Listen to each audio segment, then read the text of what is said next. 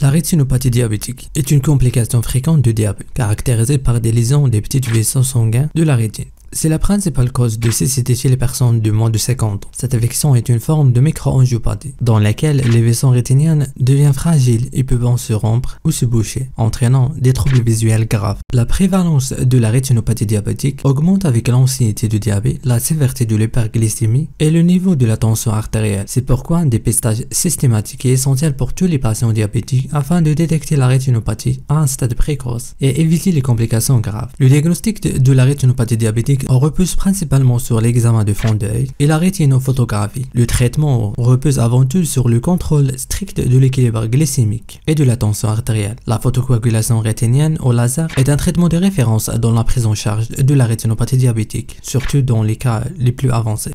La rétinopathie diabétique résulte d'une hyperglycémie chronique. L'élément de base de la lésion est l'action des capillaires rétiniens, ce qui provoque divers changements physiopathologiques dans les vaisseaux sanguins rétiniens. Les principaux changements dans les capillaires rétiniens sont l'épaississement de la membrane basale des capillaires, ce qui affecte la perméabilité des vaisseaux et leur capacité à fonctionner correctement. La perte des péricytes et les cellules endothéliales des capillaires rétiniens. Ces cellules jouent un rôle crucial et important dans le soutien des vaisseaux sanguins et leur perméabilité. Leur perte conduit à une dysfonction des capillaires. En conséquence, plusieurs phénomènes se produisent, parmi lesquels une diminution de la résistance et une perte de l'étanchéité des capillaires. Cela engendre la formation de micro-anévrismes, c'est-à-dire une dilatation des capillaires et une hyperperméabilité, ce qui entraîne un œdème rétinien. Ce dernier est caractérisé par la précipitation de l'hypoprotéine plasmatique dans l'épaisseur de la rétine, formant ainsi des exsudats secs. Deuxième conséquence, c'est l'hyperviscosité sanguine. Cette condition provoque d'occlusion des capillaires entraînant une ischémie rétinienne, c'est-à-dire une réduction de l'apport sanguin à la rétine. L'ischémie rétinienne déclenche la production de facteurs de croissance dans le VEGF ou le Vascular Endothelial Growth Factor, qui joue un rôle central dans la formation de nouveaux vaisseaux sanguins, un phénomène appelé neovascularisation. Ce processus peut survenir à la surface de la rétine et s'étend jusqu'à la papille optique, conduisant à une rétinopathie diabétique proliférante.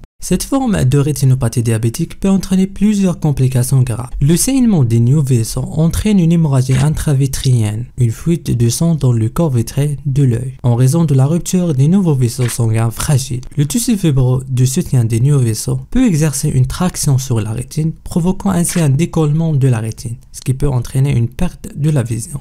Autre complication grave, c'est l'extension des nouveaux vaisseaux sur le l'iris, ce qu'on appelle la rubeuse hernienne, et vers l'angle iridocornéen, ce qui peut entraîner un glaucome neovasculaire, une forme de glaucome associée à la neovascularisation et au blocage de drainage de l'humeur aqueuse. Donc la rétinopathie diabétique proliférante est une forme plus grave de la maladie, avec un risque élevé de complications graves telles que la cécité, d'où l'importance d'un dépistage précoce et d'une prise en charge appropriée afin d'éliminer les risques de progression. On va parler de diagnostic positif et de prise en charge dans les prochaines vidéos. Merci d'avoir regardé jusqu'à la fin et à la prochaine.